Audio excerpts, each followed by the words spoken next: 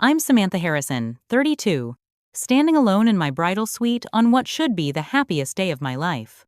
My phone sits silent on the vanity, no messages from my parents. The realization hits me like a punch to the gut. They really aren't coming. Outside, 200 guests are being seated in a stunning venue that took months to perfect. But inside, there's just this hollow feeling spreading through my chest. How did my dream wedding turn into a battlefield with the people who raised me? All because I refused to dim my light to keep my perfect sister shining brighter. Before I dive into my story, where are you watching from today? Drop your location in the comments. If you've ever dealt with family drama or been compared to a sibling, hit that like button and subscribe. Trust me, this wedding tale has all the drama, heartbreak, and eventually healing that might just help you navigate your own family challenges. Growing up in a middle-class neighborhood in Boston, my childhood home was comfortable but always felt a little lopsided. Not physically, emotionally. From as early as I can remember, our family orbit centered around my older sister Rebecca. 3 years, my senior and seemingly perfect in every way, Rebecca set the bar impossibly high. Rebecca wasn't just smart. She was valedictorian smart. She wasn't just pretty. She was prom queen pretty. While I struggled with math, Rebecca won state competitions. When I finally made the volleyball team junior year, Rebecca was already captain of 3 varsity teams with college scouts attending her games. Why can't you be more focused like your sister? My became the soundtrack to my teenage years. Not said maliciously. My parents, Karen and David Harrison, weren't cruel people. They just couldn't hide their preference. When Rebecca brought home straight A's, she got taken to her favorite restaurant. When I brought home B's with 1 A, I got a pat on the head and "That's nice, honey." Our bedroom walls told the story perfectly. Rebecca's side: trophies, academic medals, newspaper clippings of her achievements. My side: a few participation certificates and artwork my parents politely called creative but never quite understood. College selection emphasized the divide further. Rebecca attended an Ivy League school on partial scholarship, studying business and economics. My parents drained a significant portion of their savings to make it happen, beaming with pride at every parents' weekend. When my turn came, I chose a state school with a strong arts program. The conversation still stings 15 years later. Art school? Samantha, is that really practical? Dad had said, newspaper lowering just enough to reveal his disappointed expression. You know, there's still time to apply to some business programs. Your father's right, Mom added. That familiar, concerned look crossing her face. Rebecca's already lined up for an internship at Anderson Consulting. Think about your future. Despite their concerns, I pursued interior design. The first 2 years, phone calls home were filled with subtle suggestions about changing majors. When Rebecca landed her first corporate job before even graduating, my parents sent out family newsletters with her photo prominently displayed. Graduation day underscored everything. For Rebecca, they hosted a catered party with extended family flying in from across the country. For me, we had dinner at a local restaurant, my parents leaving early because Dad had an early flight for a business trip. After college, I struggled to find my footing, working several entry-level design jobs before finally landing a position at a boutique interior design firm. Those early professional years were rough. Every family gathering became a showcase for Rebecca's rapid ascent up the corporate ladder, her growing investment portfolio, her perfect apartment. Rebecca just got another promotion, Mom would mention during our monthly calls. She's the youngest senior manager in her company's history. When I finally caught a break at 27, securing a wealthy client who recommended me to her social circle, my career began to take off. I developed a reputation for innovative, personalized spaces that reflected clients' personalities. I was finally finding my path, building a network, and even saving for my own studio space. But family dynamics didn't shift. Rebecca's achievements were still announced with fanfare, mine mentioned as afterthoughts. I learned to celebrate my victories with friends instead of family, to find validation in client satisfaction rather than parental approval. Then James came into my life. I met him while redesigning the corporate offices for his tech company. Tall, with thoughtful brown eyes and a genuine interest in the design process, James was unlike any client I'd worked with. Our professional meetings gradually evolved into coffee discussions that had nothing to do with color schemes or spatial arrangements. James had built his company from a startup to a successful mid-sized business. He came from wealth, but had insisted on making his own way. His authenticity and drive attracted me immediately. And apparently, the feeling was mutual. 3 months after completing his office project, we were officially dating. 6 months in, I brought him to meet my family at Thanksgiving. The tension was immediate and palpable. Rebecca, usually composed and confident, seemed thrown by James's presence. When he talked about his business ventures, I noticed her shifting uncomfortably. When he complimented my career accomplishments, my parents looked almost confused. Later that night, I overheard Rebecca talking to her then-boyfriend Andrew in the guest bedroom. "She's dating someone like that? Since when does Samantha attract successful men? It's probably not serious anyway." The words stung, but they also revealed something important. For the first time, Rebecca felt threatened by me. And strangely, that realization marked the beginning of the most challenging period of our already complicated relationship. 8 months after that tense Thanksgiving, Rebecca announced her engagement to Andrew. He'd proposed during a weekend hiking trip.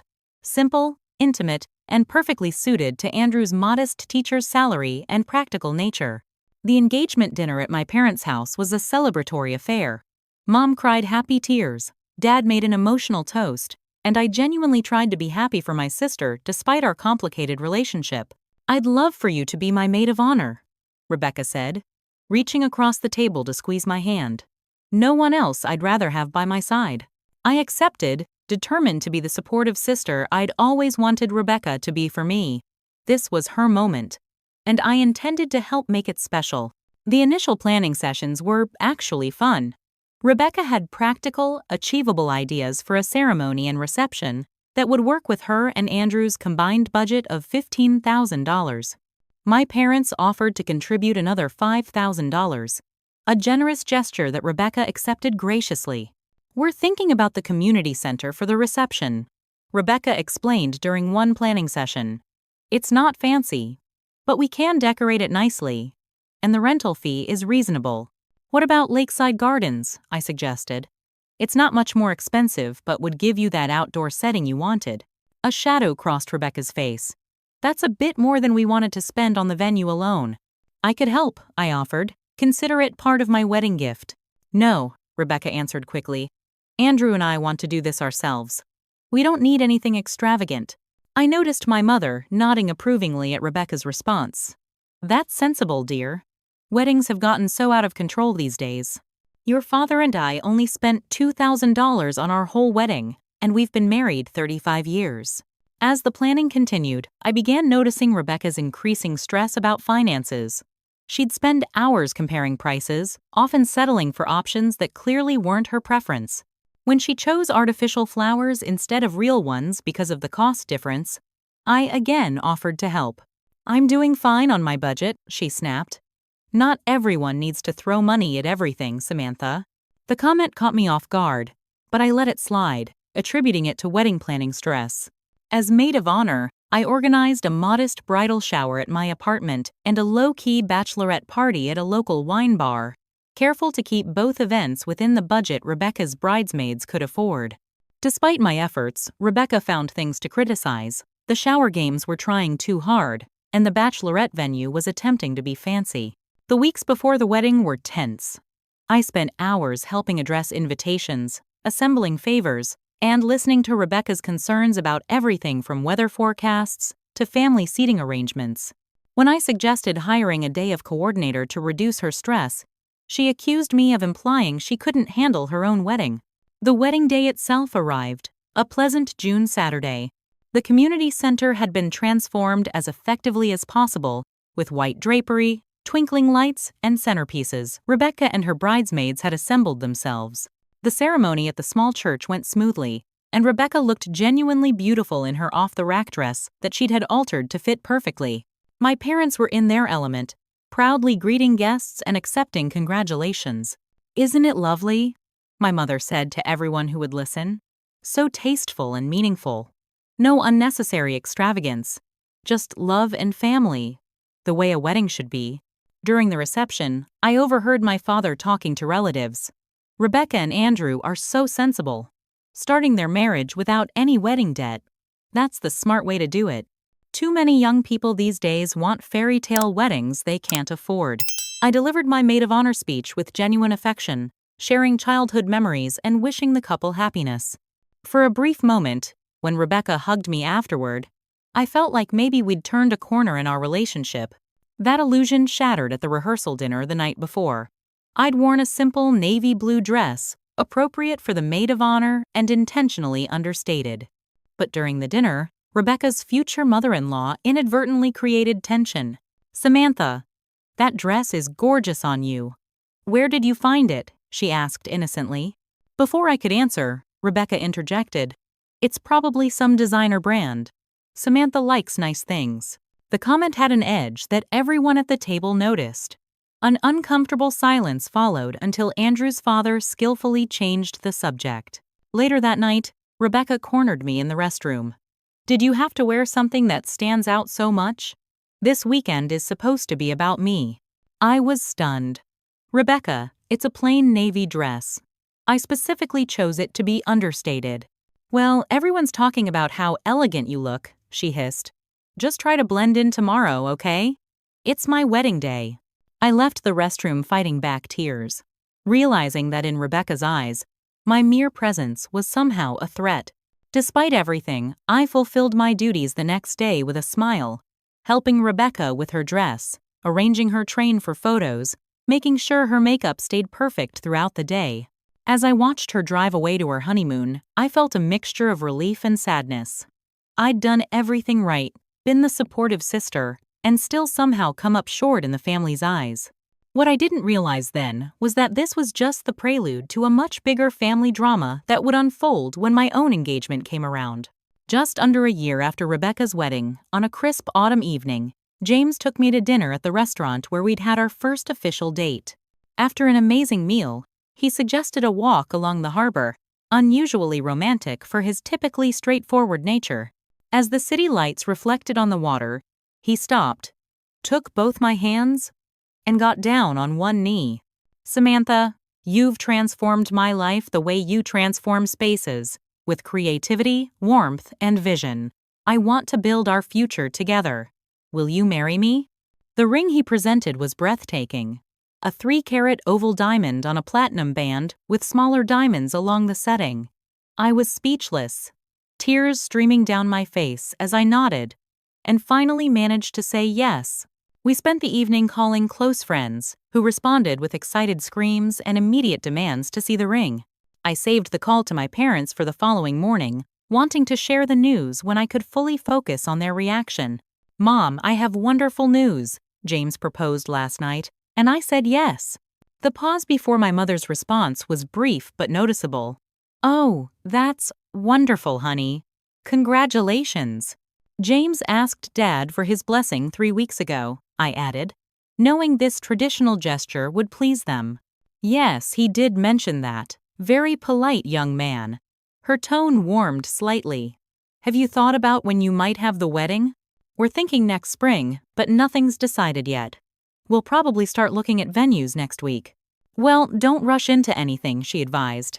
"And remember, weddings don't need to be elaborate to be special." Rebecca's was just perfect, and they stayed completely within budget. And there it was, the comparison I should have expected. When Dad got on the phone, his response followed the same pattern. Initial congratulations, followed by cautionary advice about sensible celebrations. When I texted Rebecca with a photo of the ring, her response was telling. "Wow, that's big. Guess James is doing well. Congrats." No excitement, no offer to help.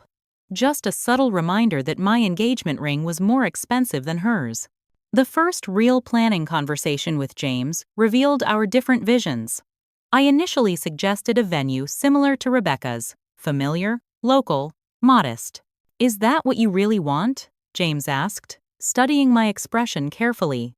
"It would be easier with my family," I admitted, "less complicated." James took my hand. "Samantha, this is our wedding. Not your sister's, not your parents'. Ours. If you could have any kind of celebration without worrying about anyone else's opinion, what would it be? That question opened the floodgates to dreams I hadn't allowed myself to acknowledge. I described an elegant but warm celebration. Perhaps a historic estate venue, gorgeous flowers, exceptional food, and music that would keep everyone dancing all night. Then that's what we should plan, James said simply. I want to give you the wedding you've always wanted. We're fortunate enough to afford it, so why compromise on one of the most important days of our lives? His perspective was refreshing and liberating. We agreed on a budget that was significantly more generous than Rebecca's, but still reasonable given our combined resources. James insisted on paying for most of it himself, though I contributed what I could from my growing business. Our excitement building, we began researching venues. I fell in love with Westfield Manor, a stunning historic estate with manicured gardens, a grand ballroom, and luxury accommodations for out-of-town guests. The moment we walked the grounds, I could envision our ceremony in the rose garden and reception in the beautifully restored ballroom. It's perfect, I breathed, squeezing James's hand. The estate manager outlined the comprehensive wedding package, which included a coordinator, catering from a renowned chef, and exclusive use of the property for the weekend. The price was substantial but within our budget. We'd love to reserve it, James told her. And just like that, we had a venue. My excitement was dampened only by the thought of sharing this news with my family. I decided to approach it carefully, inviting my parents and Rebecca, who had moved back to Boston after her honeymoon, to dinner at my apartment to discuss wedding plans. I prepared a tasteful presentation, complete with photos of the venue and a rough outline of our ideas. As I showed them Westfield Manor, my mother's expression grew increasingly pinched. "This looks very grand," she commented, exchanging glances with my father. "It's a beautiful property with everything we need in one location," I explained. "And they only host one wedding per weekend, so we'll have plenty of time for setup and a relaxed schedule." Rebecca flipped through the venue brochure silently, her jaw visibly tightening. "What's this going to cost?" my father asked bluntly. I hesitated, knowing the figure would shock them. "The venue package is $45,000, but that includes almost everything. Catering, bar, coordinator, tables, chairs, linens, basic florals. $45,000? My mother nearly choked. "For one day? Samantha, that's outrageous." "It's actually for the entire weekend," I clarified, "and it's within our budget. James and I are covering it ourselves." Rebecca finally spoke. "Don't you think this is a bit excessive? I mean, compared to my wedding, this is practically a royal coronation." "It's not a competition, Rebecca," I said carefully. "Your wedding was beautiful and perfect for you and Andrew. This feels right for James and me." "It feels like showing off," she retorted. "People will compare the two events, you know. They'll wonder why mine was so basic." "No one will think that," I assured her, though I wasn't convinced myself. "Samantha," my father interjected, "your mother and I are concerned this sends the wrong message. Marriage isn't about fancy parties and expensive venues. It's about commitment and sensible planning for the future." "We are planning for our future," I defended. "This celebration doesn't impact our financial stability at all." "It just seems like you're trying to outdo your sister," my mother said. Her voice lowered as if sharing a shameful secret. "And that's not very considerate, especially when Rebecca and Andrew couldn't afford anything like this." The conversation deteriorated from there, with Rebecca becoming emotional about how people would perceive her cheap wedding in retrospect, and my parents suggesting increasingly firmly that I should tone things down out of respect for family harmony. By the time they left, the message was clear. My dream wedding was a problem, and I was being selfish for wanting it. As I closed the door behind them, I leaned against it, emotions warring between anger and that familiar desire to please them. James found me there minutes later, still processing. "That bad?" he asked gently. "Worse," I replied. "Apparently, I'm an inconsiderate show-off who's trying to make my sister look bad." James pulled me into a hug. "Well, I think you're an amazing woman who deserves a beautiful wedding. And that's the opinion that matters to me." His words strengthened my resolve, but the conflict with my family had only just begun. In the weeks following our dinner announcement, I made a concerted effort to include Rebecca in my wedding planning. Despite our differences, she was still my sister, and I genuinely wanted her involved in this important chapter of my life. I asked her to join me for a preliminary meeting with the florist, hoping neutral territory would ease tensions. The florist's studio was a fragrant, beautiful space filled with sample arrangements and portfolios of past work. As we discussed options, the florist presented several stunning concepts based on my color palette of blush, ivory, and gold. For the reception tables, we're thinking lush centerpieces with garden roses, peonies, ranunculus, and delicate greenery. The florist explained, showing us a sample arrangement that took my breath away. "That's gorgeous," I said sincerely. Rebecca remained silent, flipping through the portfolio with an unreadable expression. "And these would be on every table?" she finally asked. "Yes, we're planning for 20 tables of 10 guests each," I confirmed. Rebecca did the mental calculation. "How much does each arrangement cost?" The florist looked uncomfortable. "These would be about $350 per centerpiece." Rebecca's eyes widened. "That's $7,000 just for table flowers?" "Samantha, that's almost half of what my entire wedding cost. The overall flower budget is within our plan," I tried to explain. "James and I discussed this. Of course, he's fine with it. It's not his sister who'll look like she had a bargain basement wedding by comparison."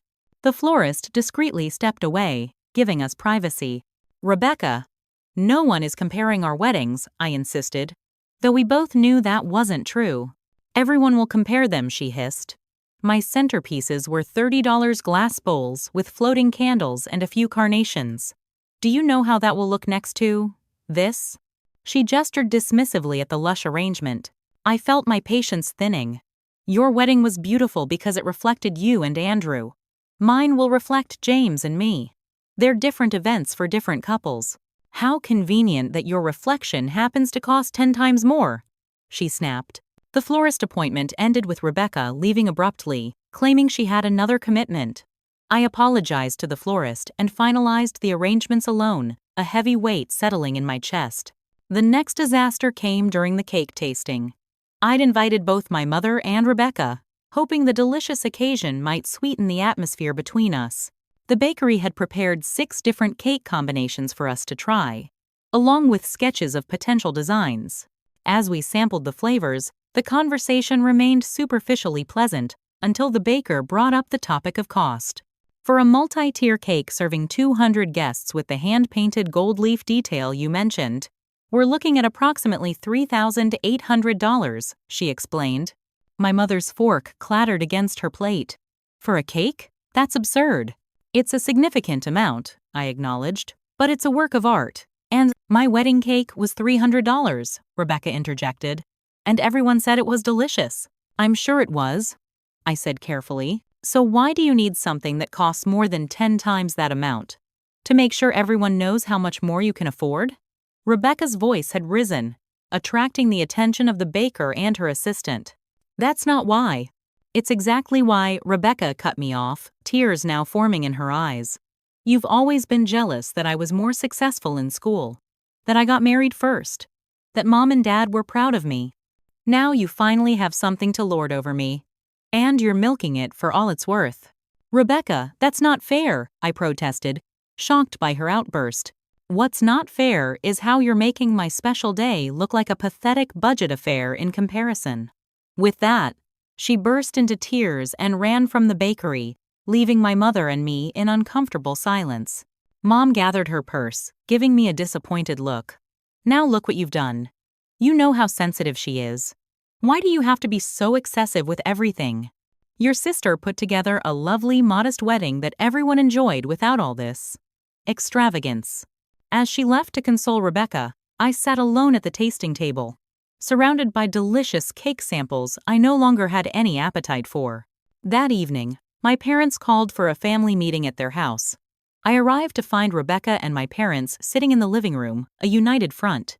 "Samantha," my father began gravely, "we need to discuss this wedding situation.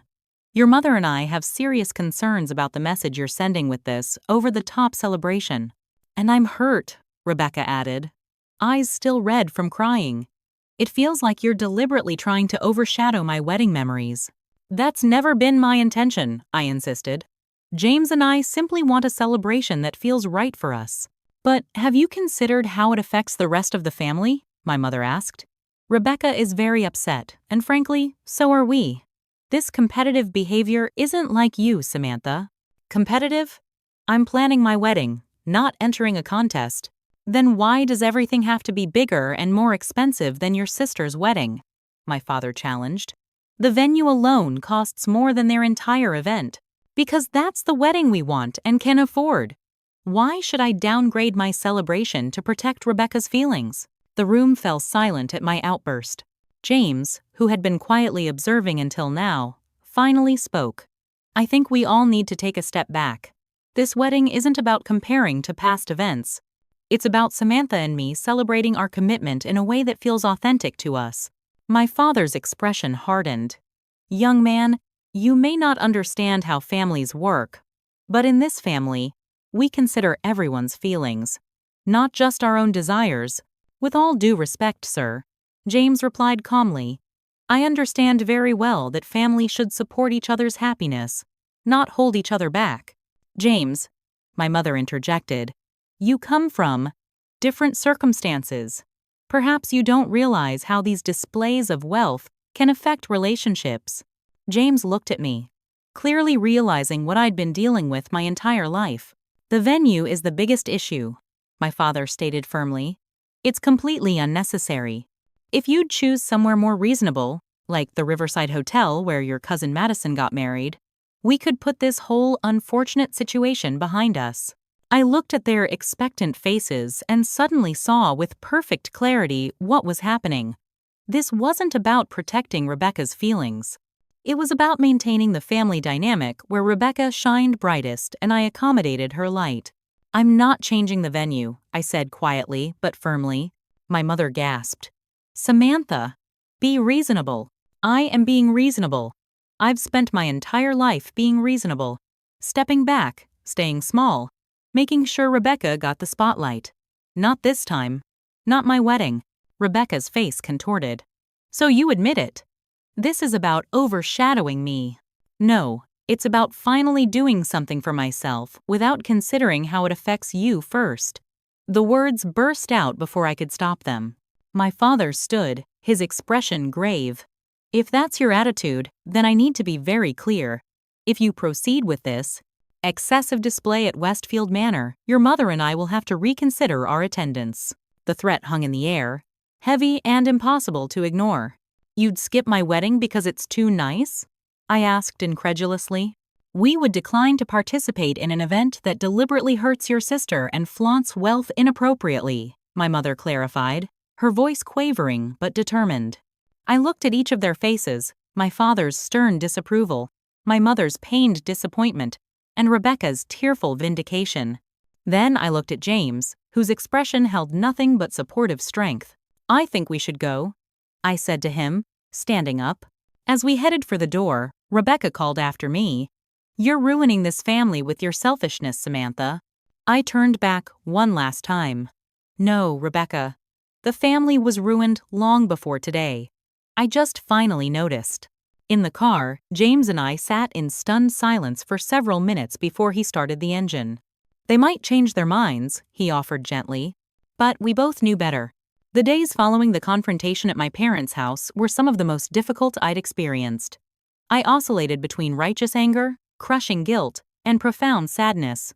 James gave me space while making it clear he supported me unconditionally. Whatever you decide about the wedding, I'm with you, he assured me. If you want to change venues to keep peace in your family, I understand. If you want to proceed as planned, I support that too. His understanding only made my conflict more acute. I knew James wanted me to have the wedding of my dreams, but he also wanted me to be happy. And would a dream venue compensate for my family's absence? After a particularly sleepless night, I called Lindsay, my best friend since college and the only person besides James who truly understood my family dynamics. They're actually threatening not to come? Lindsay asked, incredulous. Because your wedding is too nice? Basically, I confirmed. They claim it's about protecting Rebecca's feelings, but it feels like something deeper.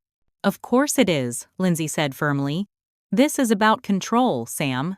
They've always controlled the narrative that Rebecca is the successful one and you're the flighty creative one. Your wedding challenges that story. But is it worth losing my family over? Lindsay sighed. That's the wrong question. They're the ones making that choice, not you.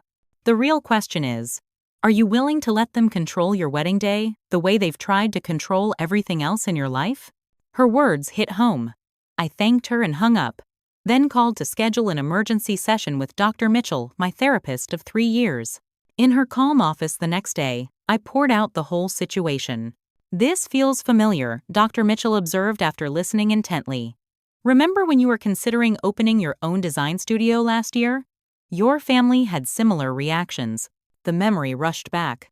When I'd mentioned my plans to launch an independent studio, my parents had immediately discouraged it as too risky and suggested I remain safely employed.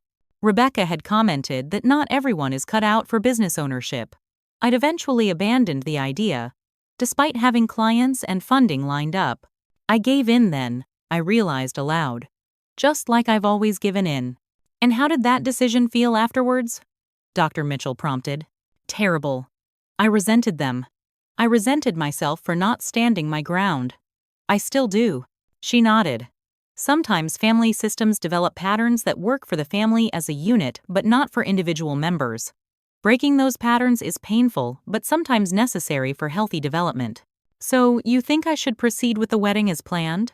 I think you should make your decision based on what will bring you peace in the long term, not just what will avoid conflict in the short term. That evening, James and I had dinner at home and the most honest conversation of our relationship. I need to know how important the wedding details are to you, I said.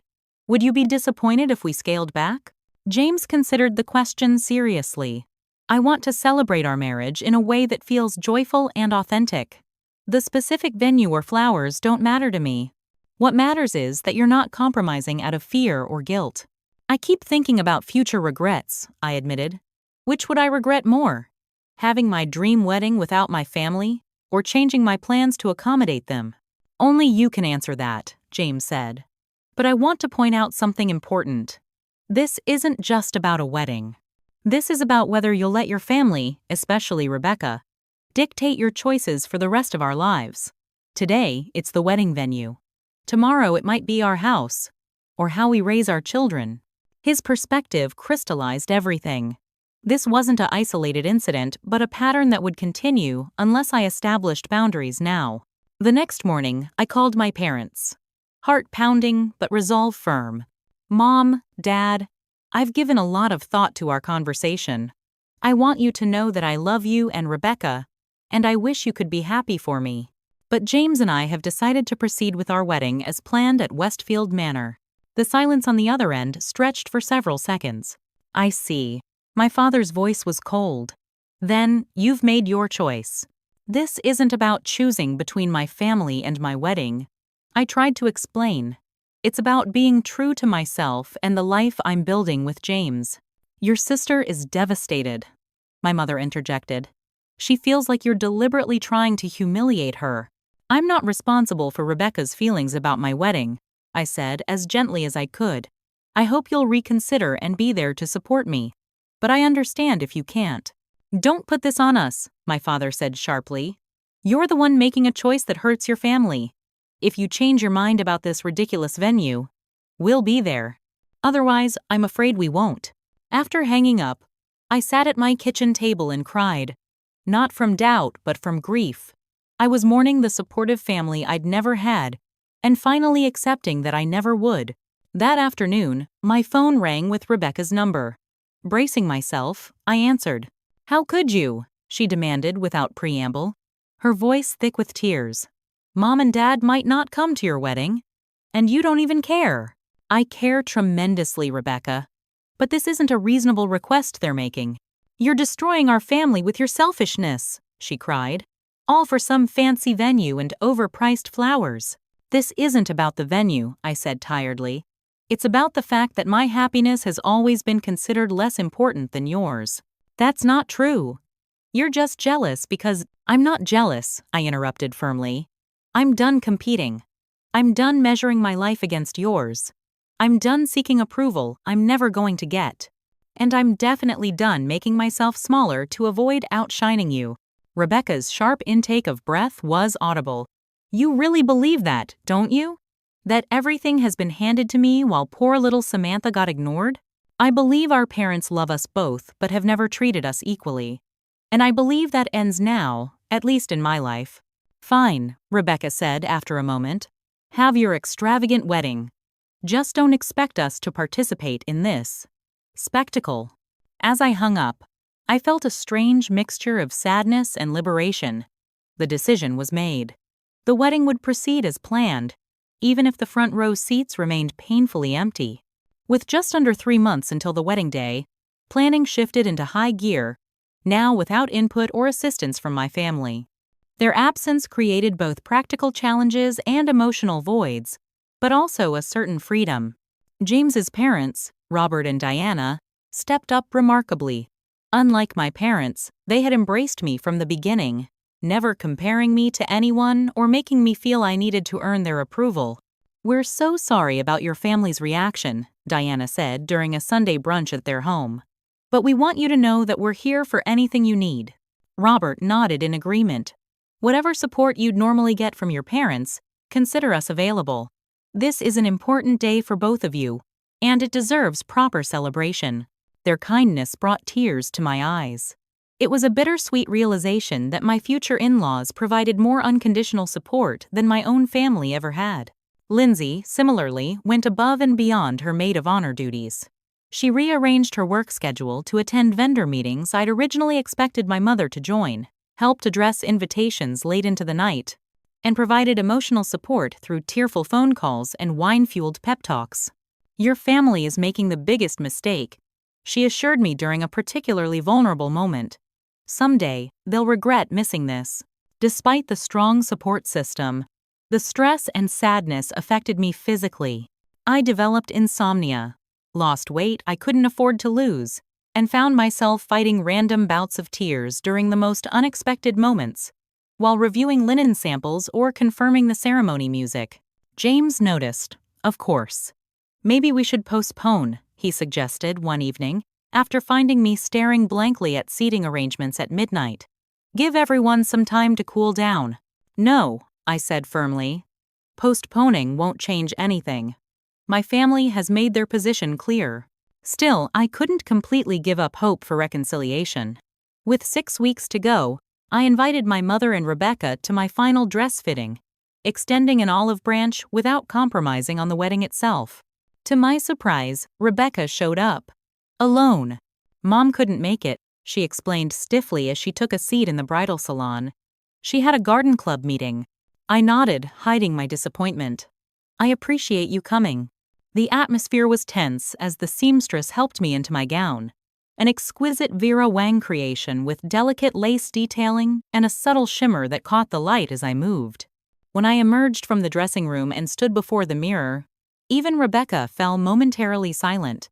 "It's beautiful," she finally admitted, though her tone suggested this was a concession rather than genuine enthusiasm. "Thank you," I said, meeting her eyes in the mirror. "Your opinion matters to me, Rebecca. It always has." Something flickered across her face, perhaps recognition of the truth in my words, or maybe just discomfort at the emotional tenor of the moment.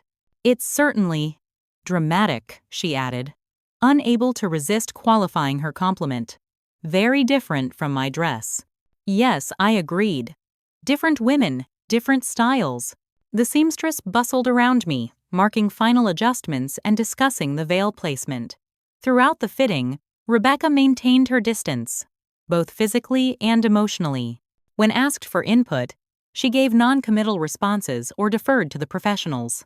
As the appointment concluded, I changed back into my street clothes and found Rebecca checking her phone in the waiting area. "Would you like to grab coffee?" I offered. "It would be nice to talk." She glanced up, hesitating. "I should get back. Andrew's waiting." "Rebecca," I tried once more. "I know this situation is difficult, but I miss you. I miss Mom and Dad. It doesn't have to be this way." Her expression hardened. "Actually, it does. You made your choice, Samantha. You chose your fancy wedding over family harmony. That's not fair, I protested. Why should I have to diminish my celebration to protect your ego? The moment the words left my mouth, I knew I'd made a tactical error. Rebecca's face flushed red. My ego? You think this is about my ego? This is about you finally having something I don't. Money, and flaunting it in the most public way possible. That's not what this is about at all, I insisted. Isn't it? Your dress probably costs more than my entire wedding. Your flowers cost more than our honeymoon. Everything about this wedding screams, look how much better Samantha did than her sister. Rebecca, please. Save it, she cut me off. Mom and Dad were right. You've changed, and not for the better. James's money has gone to your head. With that parting shot, she gathered her purse and left, the salon door closing firmly behind her. I stood there, the beautiful dress hanging in protective plastic beside me, feeling more alone than ever. That evening, I made one final attempt, calling my parents directly. My father answered, his tone immediately guarded when he realized it was me. Dad, I began, I know we're at an impasse about the wedding, but I'd like to try again to explain my perspective. There's nothing to explain, Samantha, he replied.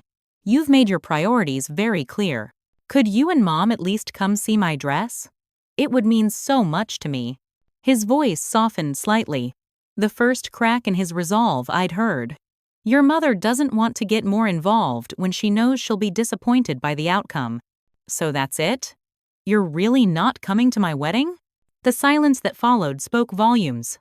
We love you, Samantha, he finally said. But we can't support choices that deliberately hurt other family members. After hanging up, I wept in James's arms, finally accepting the reality that my parents would not be attending my wedding. The next morning, with red-rimmed eyes but renewed determination, I contacted the wedding coordinator to discuss the necessary adjustments, removing my parents from the processional, finding someone to handle my father's planned toast, and rearranging the family seating chart. The final weeks of preparation took on a bittersweet quality.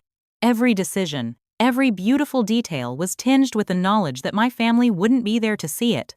Yet, paradoxically, as I accepted this painful reality, a certain peace emerged. For the first time, I was planning my life on my terms, without the weight of family expectations or comparisons. The rehearsal dinner, hosted by James's parents at an upscale restaurant overlooking the harbor, was a warm, joyful affair, though the empty chairs where my family should have been seemed to have a presence of their own. Robert and Diana gave heartfelt speeches welcoming me to their family, bringing fresh tears to my eyes. As guests dispersed after dinner, Lindsay found me on the restaurant's terrace, looking out at the moonlit water. Ready for tomorrow? She asked, linking her arm through mine. As ready as I can be, I replied. It's going to be beautiful, she assured me. And somewhere in this city, your family is making the biggest mistake of their lives. I squeezed her hand gratefully, hoping she was right about the beautiful part, if not the rest. I woke before my alarm on my wedding day, sunlight just beginning to filter through the hotel suite's gauzy curtains. For a moment, disoriented by sleep, I reached for my phone with the familiar hope that today, this important day, would be different, that a message from my mother or father would be waiting. The screen showed texts from James, Lindsay, and various friends wishing me a happy wedding day. Nothing from my family. Despite preparation for this reality, the confirmation still stung. I set the phone aside and took a deep breath. Today was about beginnings, not absences. Today was about James and me committing our lives to each other before the people who supported and loved us. A knock at the suite door announced the arrival of my bridesmaids, led by Lindsay with a tray of champagne flutes and pastries. The bride awakens, she announced cheerfully, setting down the tray to give me a tight hug. How are we feeling this morning? Nervous. Excited. A little sad, I admitted honestly, but mostly ready. Well, we are here to ensure this day is absolute perfection, declared my college roommate Rachel, already opening the champagne. Starting with mimosas and ending with you married to that wonderful man. The next hour unfolded in a flurry of activity as the hair stylist and makeup artist arrived, transforming the suite into an impromptu beauty salon. My bridesmaids chatted and laughed, creating a bubble of festive energy that helped keep melancholy at bay.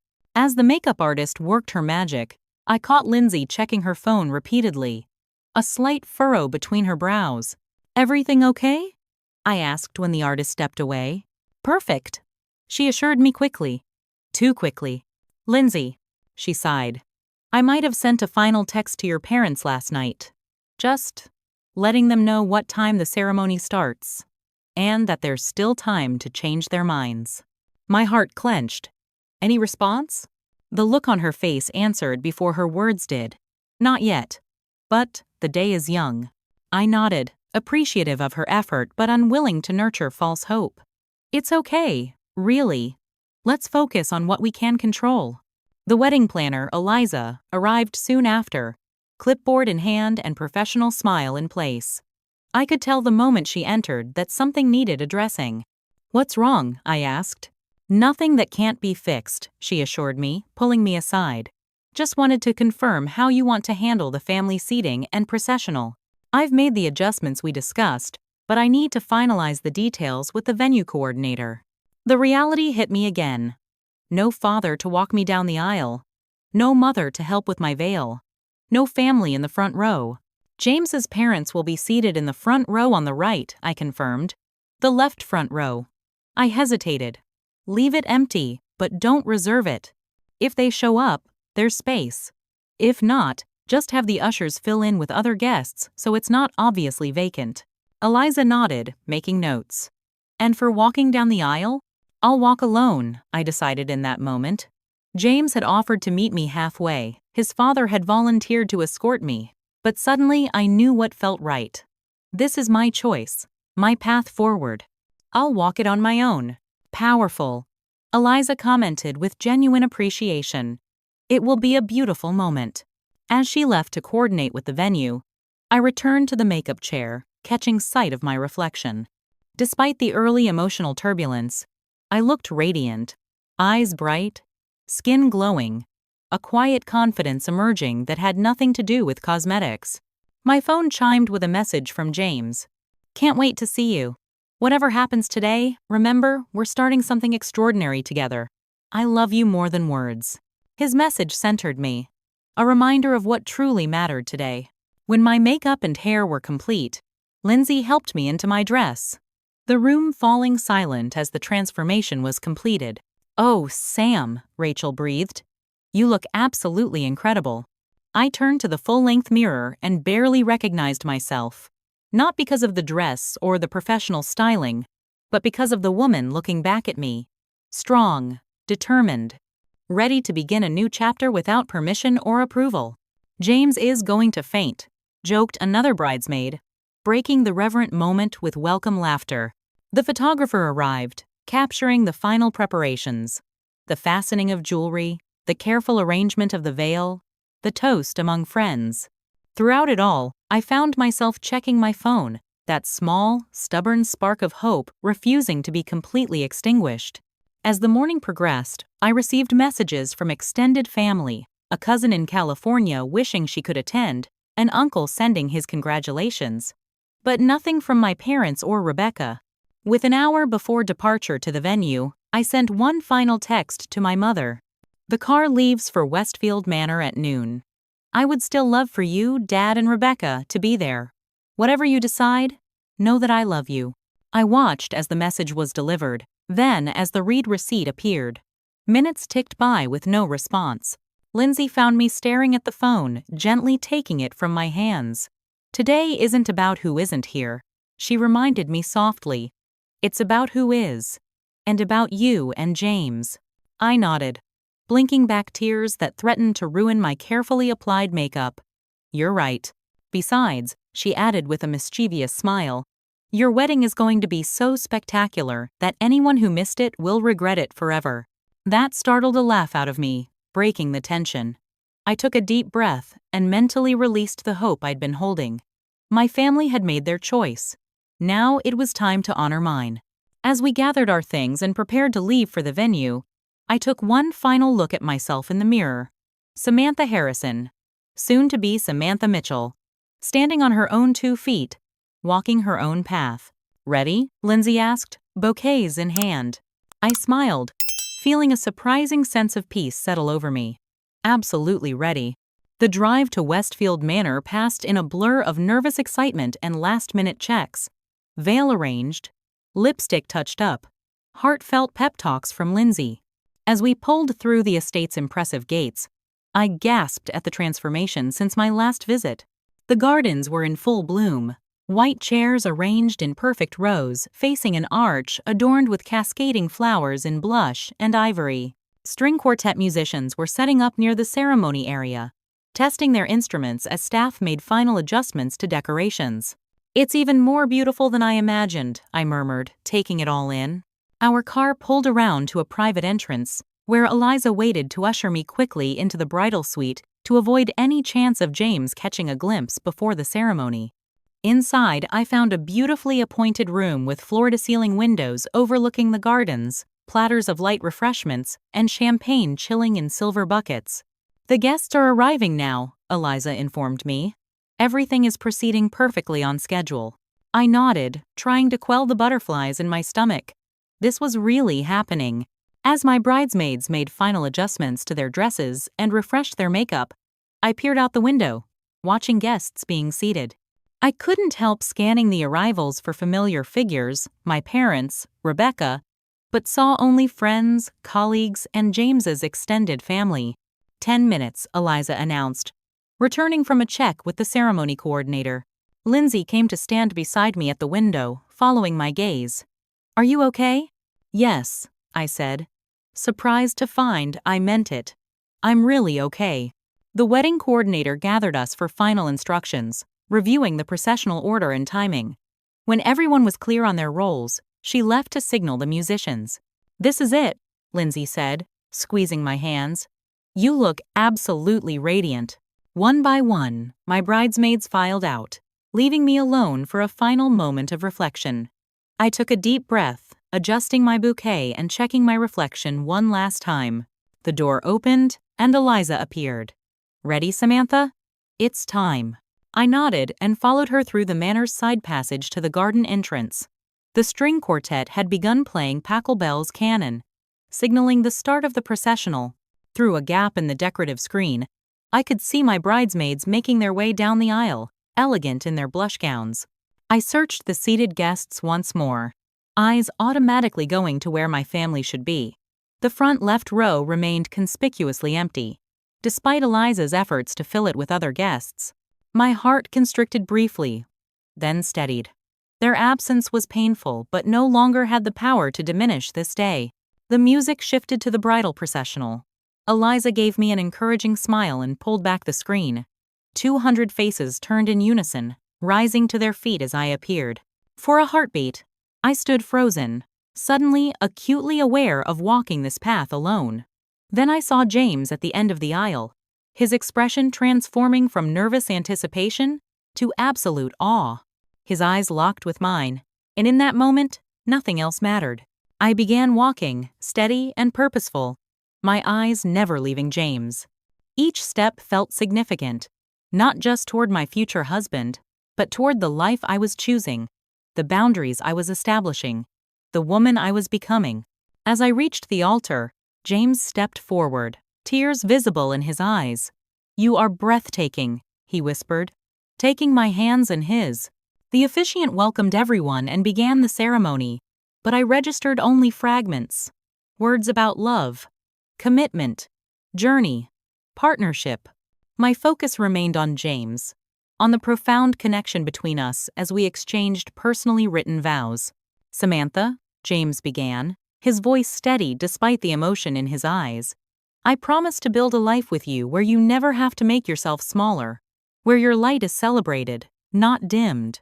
I promise to be your partner, your champion, your safe harbor. I promise to love you for exactly who you are, not who anyone else thinks you should be." His words, so perfectly attuned to my life's struggle, brought tears to my eyes. In my own vows, I promised to carry his support with me always, to build a family defined by acceptance and celebration rather than comparison and criticism. When the officiant pronounced us husband and wife, James pulled me close for a kiss that felt like both an ending and a beginning.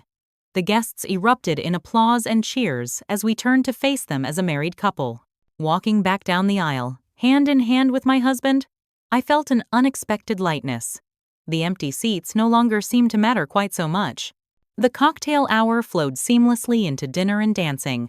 The grand ballroom transformed with cascading floral arrangements, twinkling lights, and elegant table settings.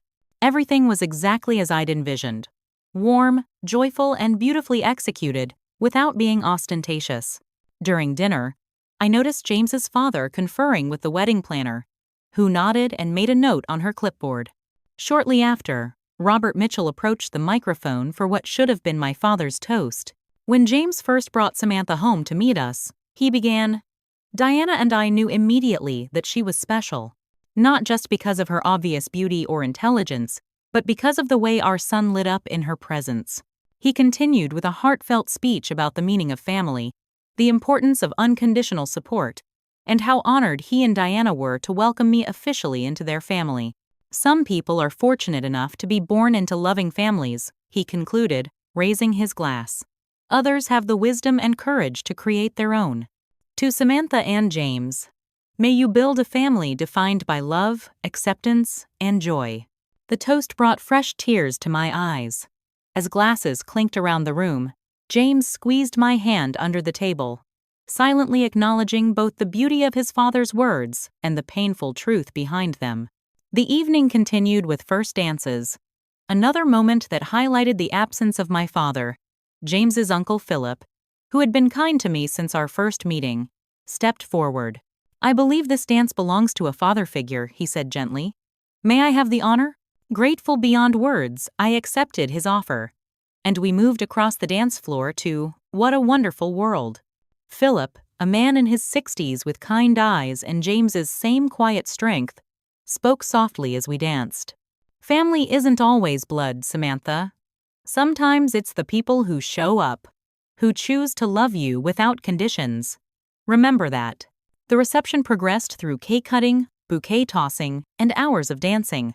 I was surprised by how genuinely I enjoyed myself, how completely I could immerse in the celebration despite the morning's emotional turmoil.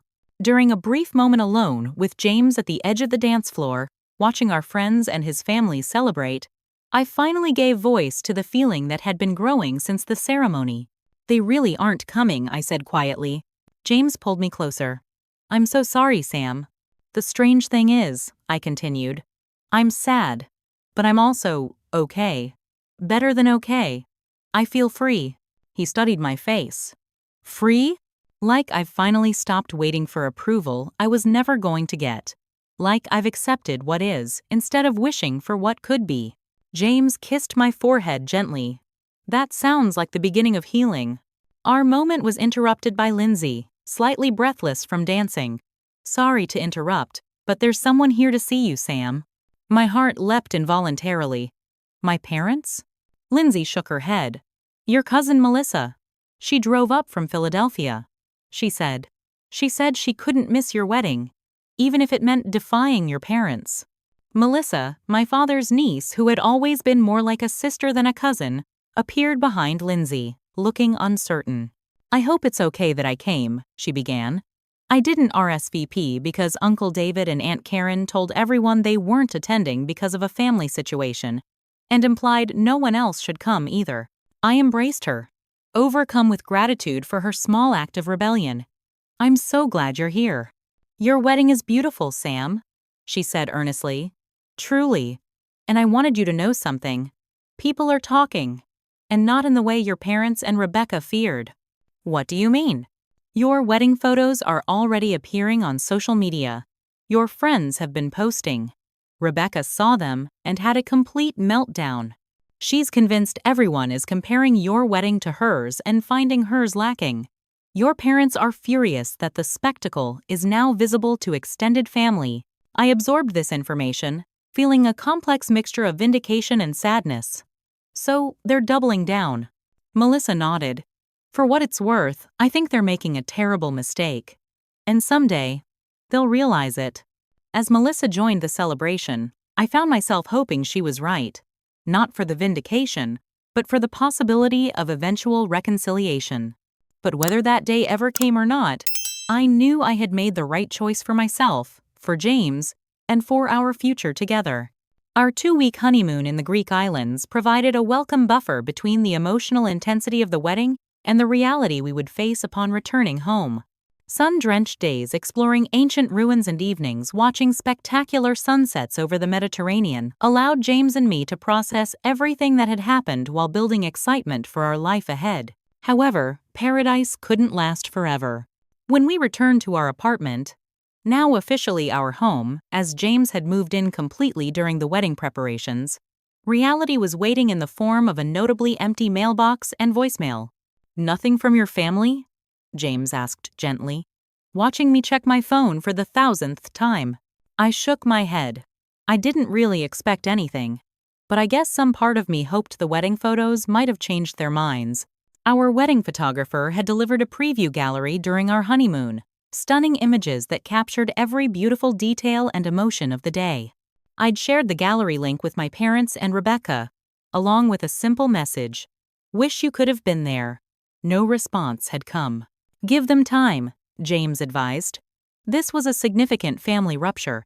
Healing won't happen overnight. I nodded, appreciating his optimism while feeling less certain myself. The silence extended through the following weeks as we settled into married life. When I returned to work, clients and colleagues offered congratulations and raved about the wedding photos I'd shared, politely avoiding questions about my family's conspicuous absence. I developed expertise in changing the subject when the conversation ventured into dangerous territory.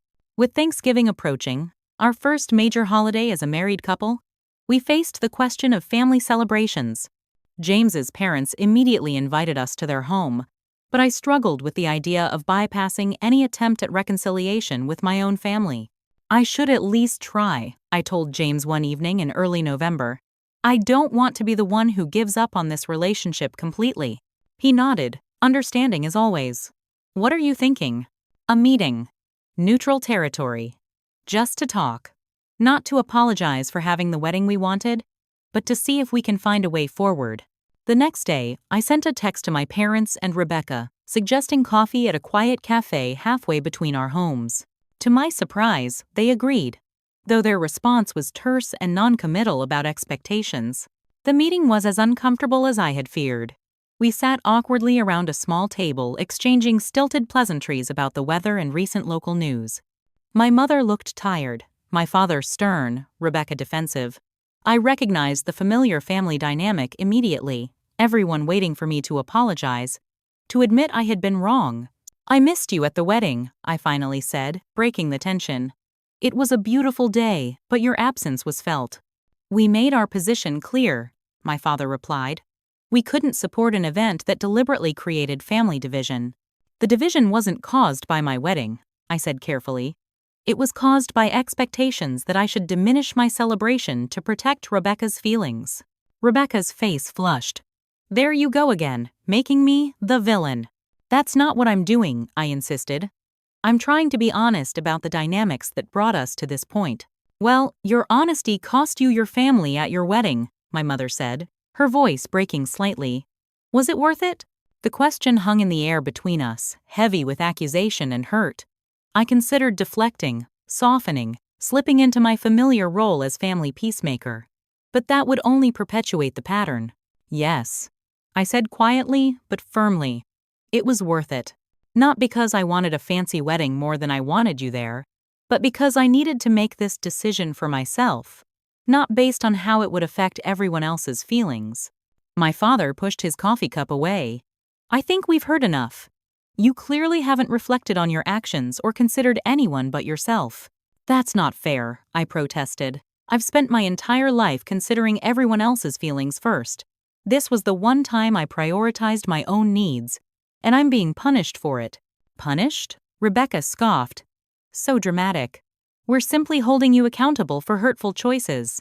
I looked at their faces, these people who had raised me, who I had spent a lifetime trying to please, and realized with startling clarity that nothing I could say would change their perspective.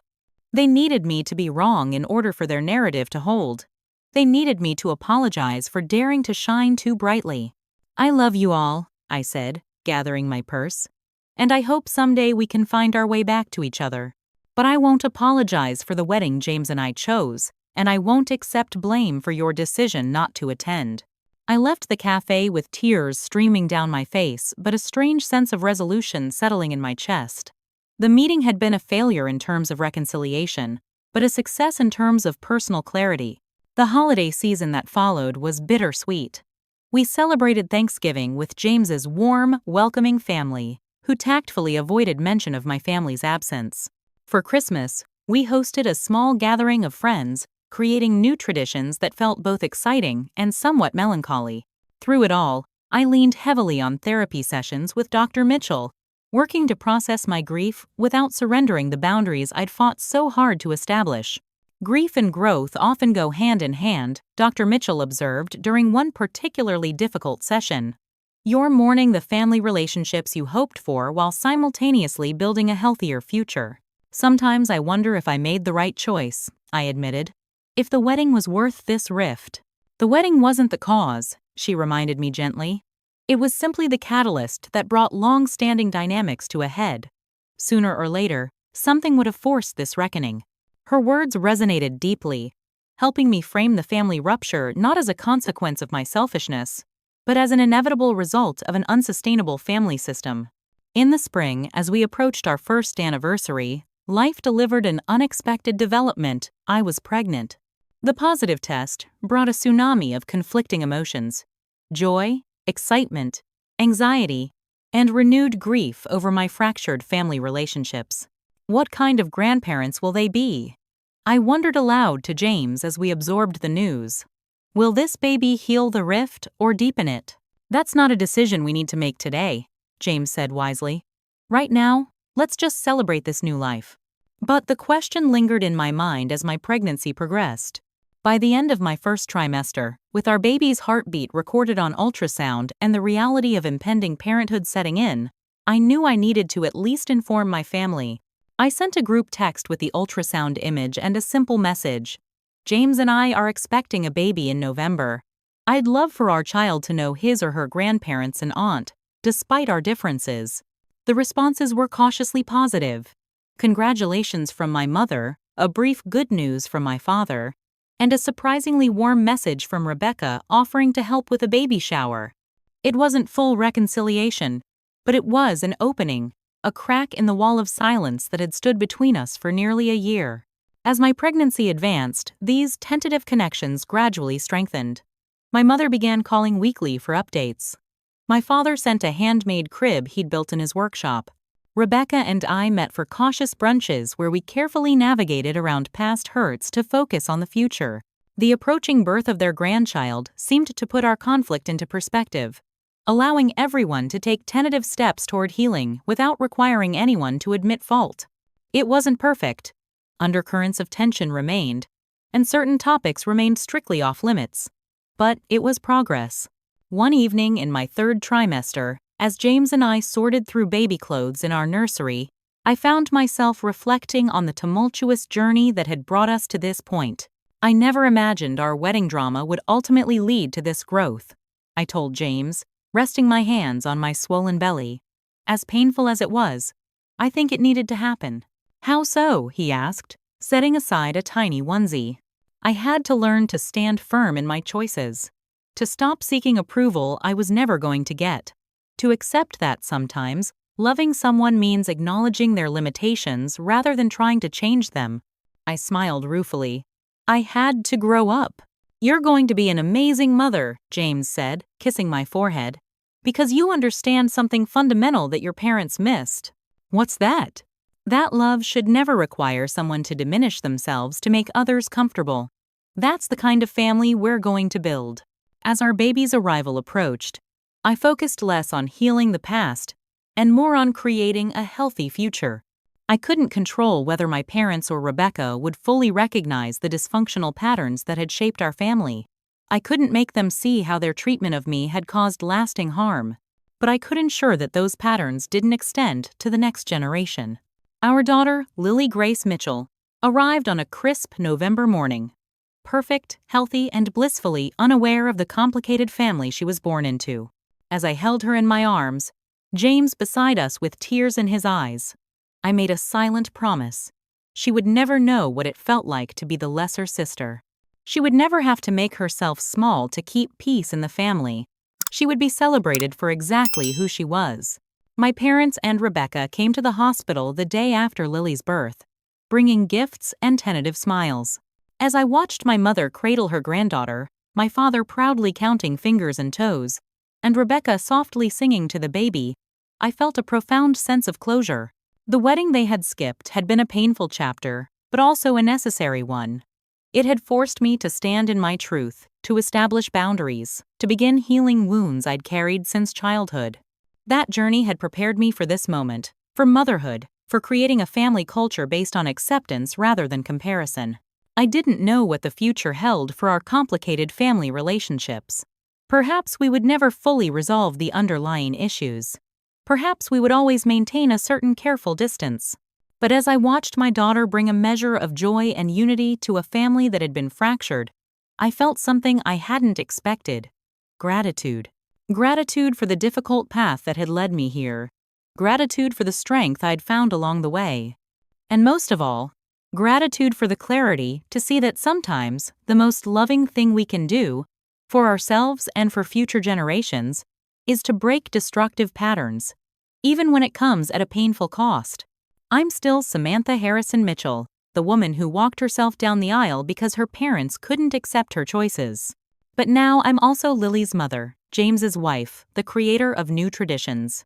And in that role, I've found a peace that no family approval or disapproval could ever touch. Have you ever had to stand your ground with family, even when it meant risking important relationships? What boundaries have you set to protect your own well-being? Share your experiences in the comments below. Your story might help someone else facing similar challenges. Don't forget to like, subscribe, and share if this resonated with you. Remember, sometimes the most difficult paths lead to the most beautiful destinations. Thank you for joining me for this deeply personal story, and I wish you courage, strength, and healing in your own family journey.